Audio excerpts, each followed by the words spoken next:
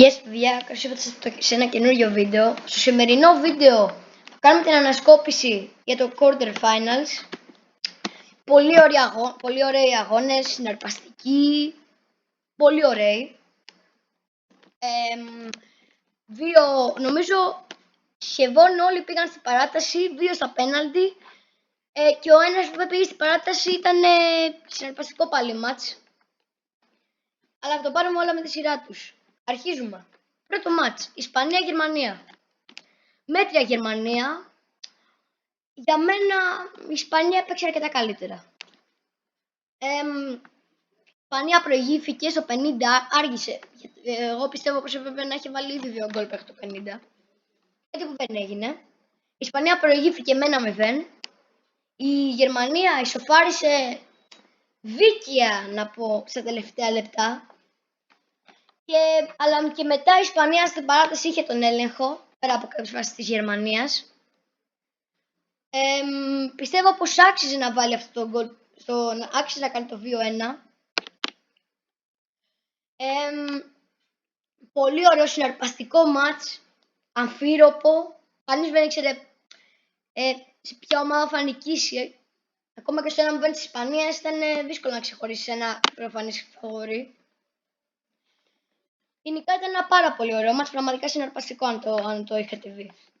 Πορτογαλία-Γαλλία. Όσο συναρπαστικό ήταν το άλλο μάτς, τόσο ό,τι να ήταν αυτό. Παρόλο που είχε αρκετές φάσεις, το πρώτο ημίχρονο ήταν εντελώς χάλια, εντελώς σούπα, ό,τι να είναι. Στο δεύτερο ημίχρονο κάτι πήγε να γίνει. Η Πορτογαλία άρχισε το δεύτερο ημίχρονο τρομερά, με τρομερές φάσεις. Μετά η Γαλλία, μετά το 60, από το 60 μέχρι το τέλος, έπαιζε τρομερά. Πήγε τέλει στην παράταση το μάτς, όπου και εκεί δεν μπήκε γκολ. Και δυστυχώς για μένα και για τους Ρονάλντο φαν, επειδή εγώ είμαι Ρονάλντο φαν, ο Ζωάο Φέλιξ έχασε το πέναλτι και η Γαλλία πέρασε στην επόμενη φάση. Κάτι που θεωρώ πολύ δίκαιο. Όποια ομάδα και να πέναγε, θα το θεωρούσα πολύ δίκαιο, επειδή και οι δύο ομάδες έπαιξαν καταπληκτική μπάλα. Συνεχίζουμε στο επόμενο μάτς. Αγγλία-Ελβετία. Πρώτο ημίχρονο σούπα. Η Αγγλία άθλια. Η Ελβετία και αυτή, εντάξει, πολύ σκληρή άμυνα, αλλά και επιθετικά όχι κάτι ιδιαίτερο. Στο δεύτερο ημίχρονο πήγε να πάρει μορφή το μάτς. Πήρε. Έβαλε γκολ ο Εμπολό, κάτι που άξιζε νομίζω η Ελβετία στο δεύτερο ημίχρονο με την παρουσία της. Και μετά όμως ο Ζάκα, επειδή η Αγγλία είναι Αγγλία και κάπως ξεφεύγει πάντα, δηλαδή κάπως γλιστράει, βρήκε τον γκολ με το Σάκα, απίστευτο γκολ. Πραγματικά ο Ζάκα σαν ποδοσφαιριστής είναι απίστευτος πραγματικά. Δεν ξέρω τι να πω. Πραγματικά αυτός ο παίκτης στο μέλλον θα γίνει πάρα πολύ καλός. Και τώρα είναι, αλλά και στο μέλλον με την εμπειρία του θα γίνει απίστευτος παίκτης. Θα πάει σε μια πιο υψηλό επίπεδο ομάδα. Όχι πως η Arsenal δεν είναι, αλλά σε μια Real, City, Barcelona, γιατί όχι, και Inter και τέτοιες ομάδες. Συνεχίζουμε στο τελευταίο μάτς. Ένα ωραίο μάτς πάλι. Η Τουρκία προηγήθηκε με το γκολ του Ακαϊντίν. Γελάω μόνο που το σκέφτομαι πραγματικά. Ακαϊντίν έβαλε γκολ σε μάτς και ο Παναθηναϊκός τον έδιωξε και καλά έκανε βασικά. Σκόραρε λοιπόν ο Ακαϊντίν με κεφαλιά.